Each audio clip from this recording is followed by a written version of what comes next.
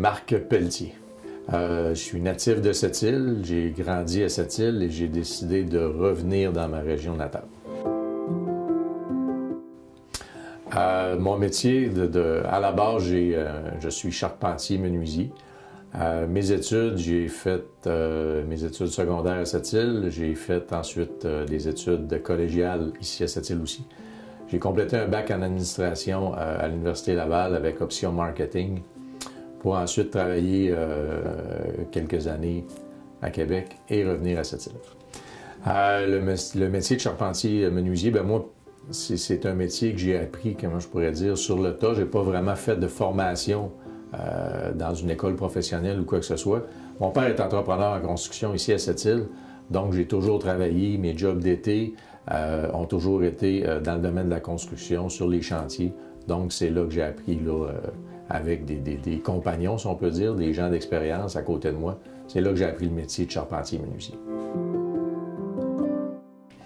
Mon entreprise à cette île, c'est Vitrerie Nord-Cristal, une entreprise spécialisée au niveau des portes et fenêtres, que ce soit au niveau commercial, industriel, institutionnel, et aussi on fait au niveau résidentiel.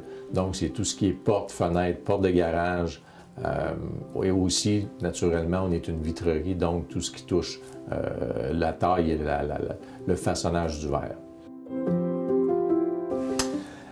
Qu'est-ce qui m'a amené à embarquer dans cette entreprise-là?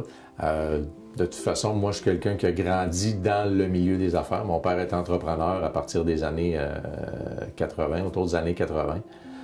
Donc, j'ai grandi dans ce domaine-là, dans le domaine de la construction aussi. Donc, pour moi, ça a été un petit peu un choix naturel là, de me diriger vers cette entreprise-là. Puis, cette entreprise-là aussi me permettait d'allier et ma formation et mon expérience au niveau de la construction. Donc, pour moi, c'était un petit peu un match parfait. Puis, je suis là depuis 2003, puis ça va très bien. Les défis auxquels doit faire face un entrepreneur sont multiples. Mais je pense que ce qui ressort le plus, c'est de maintenir, pour moi en tout cas, de maintenir des bonnes relations, que ce soit avec nos employés, nos clients, mais aussi nos fournisseurs. Souvent, on oublie de regarder plus haut, mais d'avoir des bons fournisseurs et de maintenir des bonnes relations avec nos fournisseurs aussi, pour moi, c'est primordial. Le quotidien d'un entrepreneur se ressemble jamais vraiment. Il faut aimer avoir des imprévus. Souvent, j'arrive au bureau le matin, j'ai une journée de planifiée avec un horaire, puis finalement, je me rends compte qu'à 4h30, j'ai à peu près rien fait de ce que j'avais de planifié parce qu'il y a des choses qui arrivent, des imprévus, et donc on doit constamment réagir à ce qui nous entoure. Mais grosso modo, c'est ça.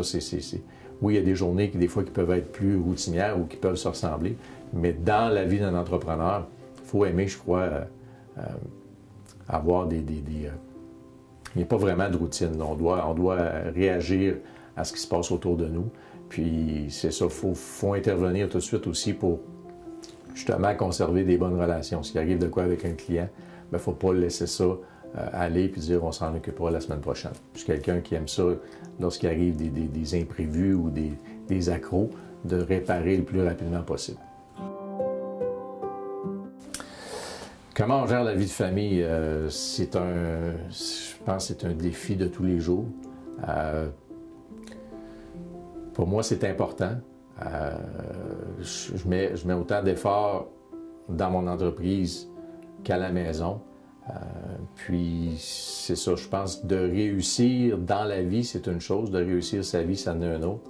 Fait que pour moi, c'est important de prendre soin de ma famille, prendre soin de ma conjointe, prendre soin de mes 2 garçons.